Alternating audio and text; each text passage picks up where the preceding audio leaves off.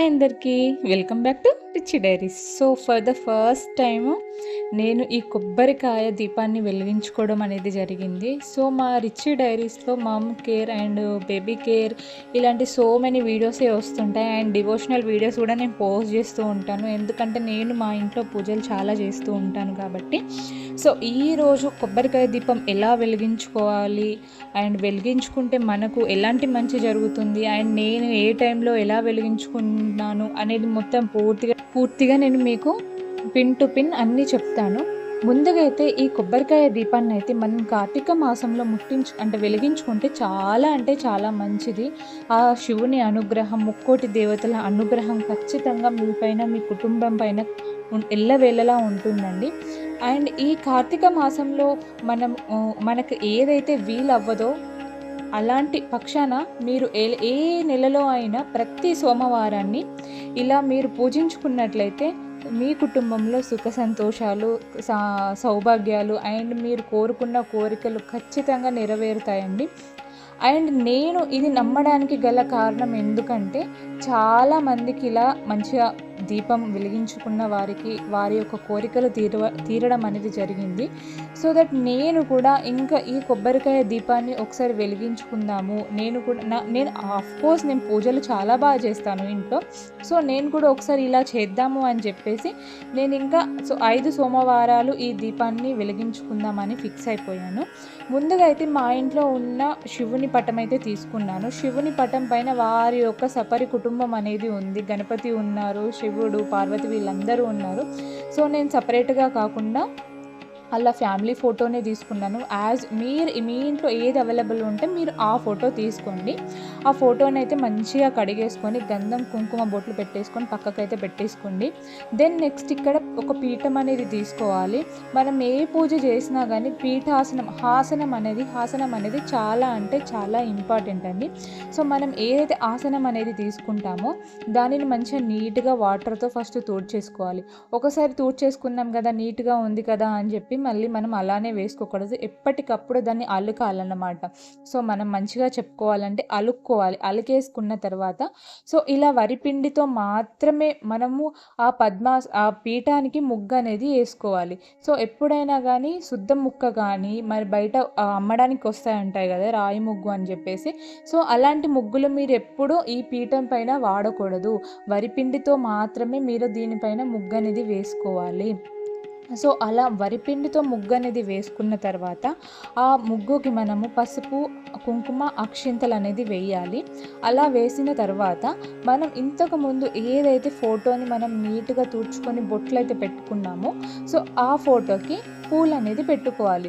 So మీ దగ్గర ఏవైతే available ఉంటాయో, మీ దగ్గర ఏ పువ్వులు అయితే ఉంటాయో సో పువ్వులు అనేది పెట్టుకోవాలి.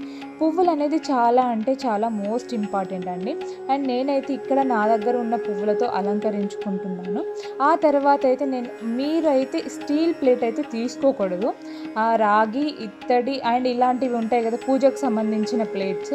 సో అలాంటివి మాత్రమే మీరు ప్లేట్స్ అనేవి తీసుకోవాలి. స్టీల్ ప్లేట్స్లలో ఇలాంటి పూజలు చేయరాదండి. అండ్ నేనైతే ఇక్కడ నా పూజ గదిలో ఈ ప్లేట్ అనేది ఉంది, నేను ఇదే తీసేసుకున్నాను.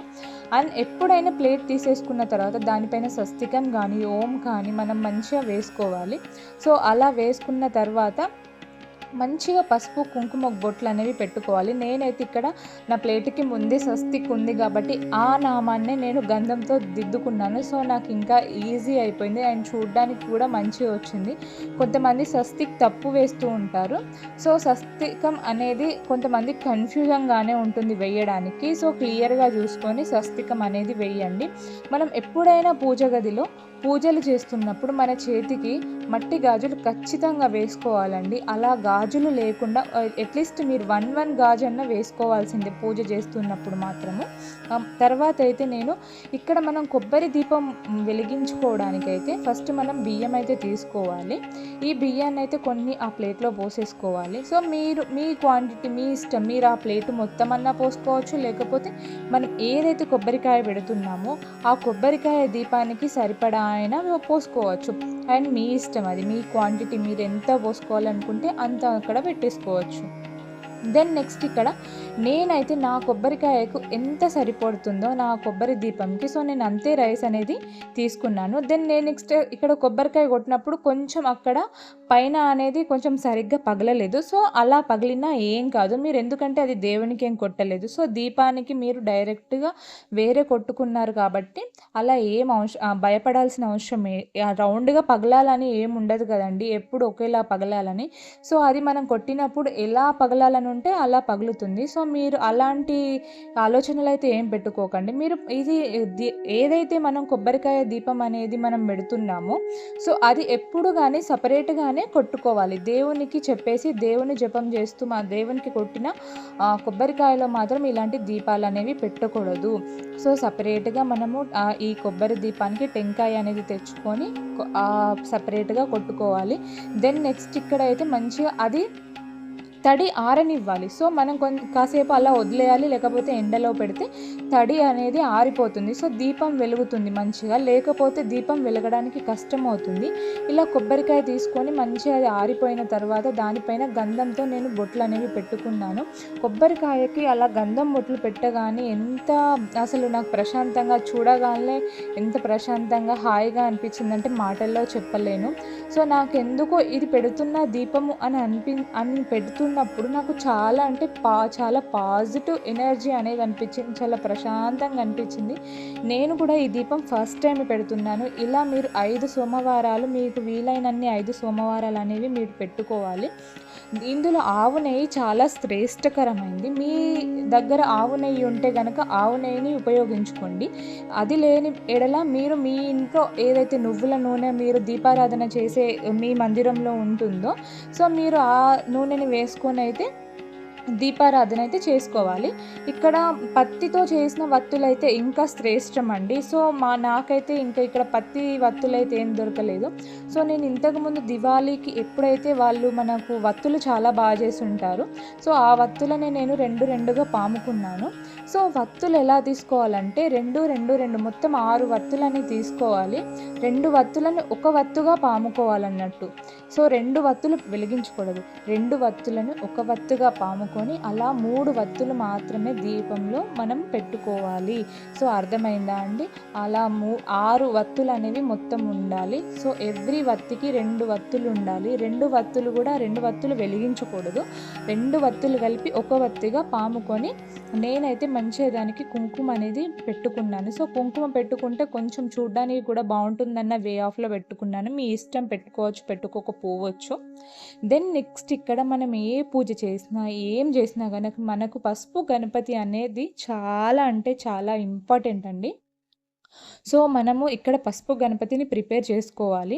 సో నేనైతే ఇక్కడ మంచిగా పసుపు గణపతిని అనేది తయారు చేసుకున్నాను చూడండి. సో పసుపు గణపతి అయితే తయారైపోయారు. దీనికైతే మనం పసుపు కుంకుమ గంధం బొట్లు అనేవి పెట్టుకోవాలి. సో నేను ఇంకో పాయింట్ చెప్తాను, ఏదంటే మనం ఎప్పుడు ఇంట్లో పూజలు చేసుకున్నా కానీ మీరు జుట్టు విరబోసుకొని పూజలు అనేవి చేయకూడదు. సో మనం పూజ చేస్తున్నప్పుడు ఖచ్చితంగా ముడి అనేది వేసుకోవాలి.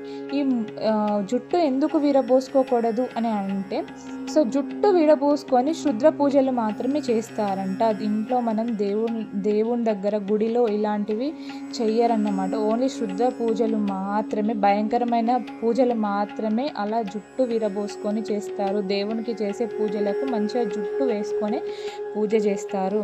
సో ఇక్కడ నా పసుపు గణపతి అయిపోయిందండి. నెక్స్ట్ దానికి పూజ అయితే చేసేసుకుంటున్నాను. పసుపు కుంకుమ వేసేసుకొని మంచి అక్షంతలు అయితే వేసేసుకున్నాను. ఆ తర్వాత నేను ఆ పసుపు గణపతికి పువ్వు అనేది పెట్టుకున్నాను. సో పసుపు గణపతి అనేది మోస్ట్ ఇంపార్టెంట్ అండి ఎవ్రీ పూజలో. అండ్ ఈ నారికేల దీపానికి ఇంకా మంచిదండి. సో మనమైతే ఇలా బియ్యం పోసేసుకొని ఆ తర్వాత టెంకాయ పగలగొట్టుకొని ఆ తర్వాత టెంకాయలో మంచి ఆయిల్ పోసేసుకొని వత్తులు వేసుకొని ఆ తర్వాత పసుపు గణపతిని చేసుకొని మన దగ్గర ఉన్న పువ్వులతో మంచిగా దాన్ని డెకరేట్ చేసుకోవాలండి. మనం ఎంత మంచిగా చేస్తే దేవుని దృష్టి, దేవుని ఆకర్షణ అంత మంచిగా వస్తుంది. నేనైతే ఇక్కడ నాకు తోచిన పువ్వులు అనేవి అన్నీ పెడుతున్నాను. సో నాకు ఇలా వెలిగించుకోవాలని ఎందుకు అనిపించింది అని అంటే, ఏమో నేను యాజ్ యూజువల్ నేను ఎప్పుడు పూజలు చేస్తూనే ఉంటాను. ఎవ్రీ సాటర్డే అయినా ఫ్రైడే అండ్ నాకు వీలైతే మాత్రం ఎవ్రీడే పూజ చేస్తానండి. పూజ చేసి ఇంట్లో సాంబ్రాణి వేస్తేనే నాకు ఆ డే చాలా బాగా గడిచిపోతుంది. అండ్ నా ఫ్యామిలీ నాకు ఎప్పుడు సంతోషంగా ఉండాలి, నేను అందులో బాగుండాలని చెప్పేసి నా ఫ్యామిలీ కోసం నేను ఎప్పుడు పూజలు అనేవి చేస్తూనే ఉంటాను. నాకు ఎవ్రీ సాటర్డే అయితే ఇంకా ఇంకా ఇంకా ఇంకా ఫేవరెట్ అండి. నాకు వెంకటేశ్వర స్వామి అంటే చెప్పలేనంత ఇష్టం అండి. ఎవ్రీ సాటర్డే నేను చాలా మంచిగా పూజ అనేది ఇంట్లో చేసుకోవడం అనేది జరుగుతుంది. అండ్ నెక్స్ట్ ఇక్కడ నేను మొత్తం పువ్వులతో డెకరేట్ చేసుకున్న తర్వాత అండ్ నేను అక్కడ దేవుని కోసము తాంబూలం కూడా పెట్టేసుకున్నాను. సో ఫ్రూట్ ఒక తమలపాకులో యాపిల్ అనేది పెట్టాను, ఇటు సైడ్ దోసకాయ అనేది పెట్టాను. మనం ఎప్పుడైతే టెంకాయని పగలగొడతామో ఆ తర్వాత ఇంకొక టెంకాయ ఉంటుంది కదా, సో అందులో మనం ఇలా బెల్లం పెట్టుకొని ఆ పక్కన పెట్టుకోవాలన్నమాట. సో నేను చూసినంత వరకు, నాకు తెలిసినంత వరకు, నాకు చెప్పినంత వరకు అయితే నాకు తెలిసిందైతే ఇంతే అండి. సో ఈ పూజలో మీరు చూస్తున్నట్లయితే ఏమన్నా మిస్టేక్స్ ఉంటే ఖచ్చితంగా నాకు చెప్పండి, నేను అవి నెక్స్ట్ చేంజ్ చేసుకుంటాను.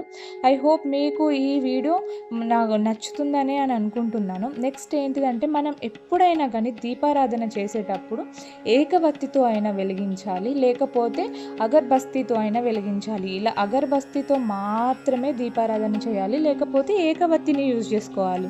సో ఏకవత్తి అంటే ఏంటంటే, మన వత్తులైతే ఏదైతే ఒక వత్తి ఉంటుందో దాన్ని నూనెలో తడిపేసి ఆ ఒక్క వత్తిని మాత్రమే వెలిగించి ఆ ఏకవత్తితో మాత్రమే దీపాలు వెలిగించాలి.